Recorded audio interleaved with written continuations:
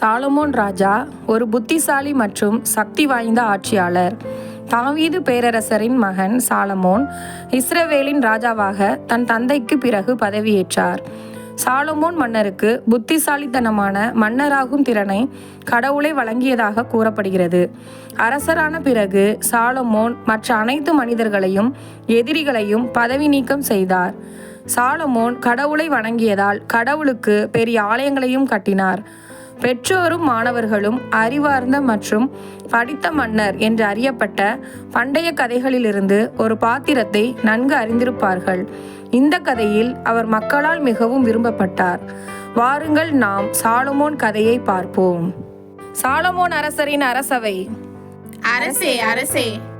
யார் அங்கே? அரசே, நேற்று இரவு இவளின் குழந்தை இறந்துவிட்டது. ஆனால் உயிரோடு இருக்கும் என் குழந்தையை எடுத்து வைத்துக்கொண்டு அவள் குழந்தை என்று நாடகமாடுகிறாள். இல்லை அரசே, இது என் குழந்தைதான். நான் எவ்வளவு கூறியும் இவள் கேட்கவில்லை. இது என்னுடைய குழந்தை, அவள் குழந்தை என்று நாடகமாடுகிறாள். இது என்னுடைய குழந்தைதான். இல்லை அரசு, இது என்னுடைய குழந்தை. நிச்சயமாக சொல்கிறேன், இது நான் 10 மாதம் சுமந்து பெற்ற என்னுடைய ஆண் குழந்தை. இவளது ஆண் குழந்தை நேற்று இரவே இறந்துவிட்டது. இல்லை அரசே, இல்லை, இது என் குழந்தைதான். நேற்று இரவு இறந்ததுதான் இவள் குழந்தை. இது 10 மாசம் நான் சுமந்து பெற்ற குழந்தை. அரசர் சற்று நேரம் மௌனமாக இருந்துவிட்டு தன் ஞானத்தை வெளிப்படுத்தும் நேரம் இது. காவலரே, அந்த வாளை எடுத்துக்கொண்டு வாருங்கள். இந்த குழந்தையை 2ஆக வெட்டி 2 தாய்மார்களுக்கும் ஆளுக்கு ஒரு பங்கை கொடுங்கள்.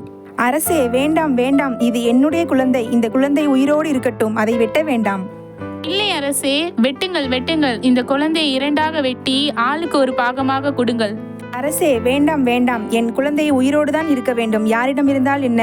என் குழந்தை அவளிடமே கொடுத்து விடுங்கள். அவள் என் குழந்தையை வளர்க்கட்டும். என் குழந்தைக்கு உயிர் பிச்சை கொடுங்கள். இல்லை அரசே, வெட்டுங்கள் வெட்டுங்கள். இந்த குழந்தையை 2ஆக வெட்டி ஆளுக்கு ஒரு பாகமாக கொடுங்கள். அரசர் கோபமாக தன் தீர்ப்பை வழங்குகிறார். நீதான் போலியான தாய். யாரிடம் ஏமாற்றுகிறாய்? பெத்த மனம் என்ன என்பதை நான் கண்டேன். குழந்தையை வெட்டும் அளவுக்கு நான் ஒன்றும் மோசக்காரன் அல்ல. இந்த குழந்தையை 2 துண்டாக வெட்டலாம் என்று சொல்லும்போது அவளின் பெத்த மனம் கதறுகிறது. ஆனால் நீயோ குழந்தையை வெட்டுங்கள் வெட்டுங்கள் என வாதாடுகிறாய். இப்பொழுது தெரிந்துவிட்டது, நீ ஒரு கல்மனதுக்காரி. குழந்தையை பெற்றவள் நீ இல்லை. காவலரே, இந்த குழந்தையை அவள் பெற்ற தாய் அவளிடமே ஒப்படையுங்கள். இந்த போலியான தாயை சிறையில் அடைங்கள். கடல் போன்ற சாலமோனின் ஞானத்தில் துளி போன்ற ஒரு நிகழ்வை நாம் கண்டோம்.